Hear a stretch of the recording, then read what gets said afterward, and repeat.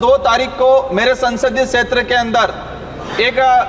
गर्भवती महिला पीएचसी पे पहुंचती है और पीएचसी के डॉक्टर स्टाफ कह देते हैं डिलीवरी यहां पर नहीं कराई जाएगी और वहीं दरवाजे में वो तड़पती है और वहीं वो मां अपने बच्चे को जन्म देती है, लेकिन वहां स्टाफ किसी प्रकार को उसको अंदर नहीं ले जाते हैं। उसको डॉक्टर को उपयोग करके कहीं न कहीं खानापूर्ति कर दी, लेकिन उससे भी गंभीर बात, एक दिन बाद उसी पीएचसी पे बोर्ड लगा दिया गया कि यहाँ पर प्रसव सुविधा और इमरजेंसी सुविधा के लिए नहीं आए। हमारा गुजरात से सटा हुआ इलाका है, वहां पर मजदूरी के लिए लोग आते हैं, लेकिन गुजरात के अंदर प्राइवेट हॉस्पिटल हो या सरकारी हॉस्पिटल हो, विशेषकर प्राइवेट हॉस्पिटलों में जो इलाज के दौरान डेथ हो जाती है, ऐसे कई इशू आए हैं कि इलाज के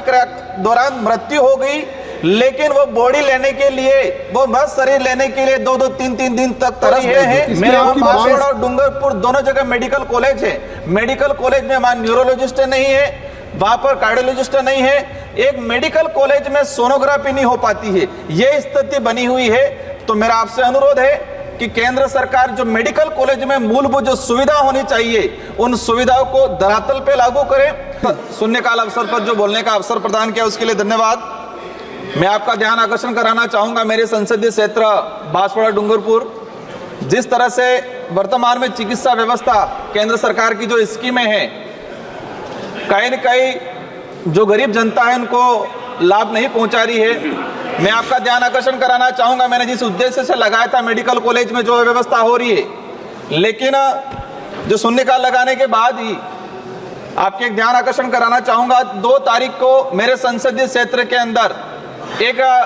गर्भवती महिला पीएचसी पे पहुंचती है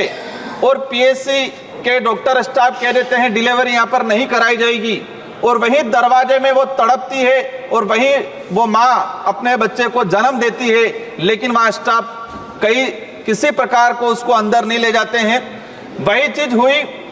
विभागीय अधिकारियों ने वहां गए, उसको डॉक्टर को उपयोग करके कहीं न कहीं खानापूर्ति कर दी, लेकिन उससे भी गंभीर बात, एक दिन बाद उसी पीएचसी पे बोर्ड लगा दिया गया कि यहाँ पर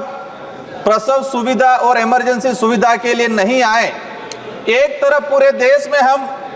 महिलाओं के सम्मान की बात करते हैं। राजकुमार जी, ये स्टेट सब्जेक्ट है सर, जो जिसमें केंद्र सरकार की जो स्कीमें हैं, मैं उसी को लेके मैंने इसलिए बता दिया था। केंद्र सरकार एनएचएम में पैसा देती है, मैं इसलिए मैंने कहा था कि लेकिन ये इशू जो आया है, क्या डिमांड है, ये जो इशू आया है, आज आयुष्मान भारत योजना चल रही है, हमारा गुजरात से सटा हुआ इलाका है, वहां पर मजदूरी के लिए लोग आते हैं, लेकिन गुजरात के अंदर प्राइवेट हॉस्पिटल हो या सरकारी हॉस्पिटल हो, विशेषकर प्राइवेट हॉस्पिटलों में जो इलाज के दौरान डेथ हो जाती है, ऐसे कई इशू आए हैं कि इलाज के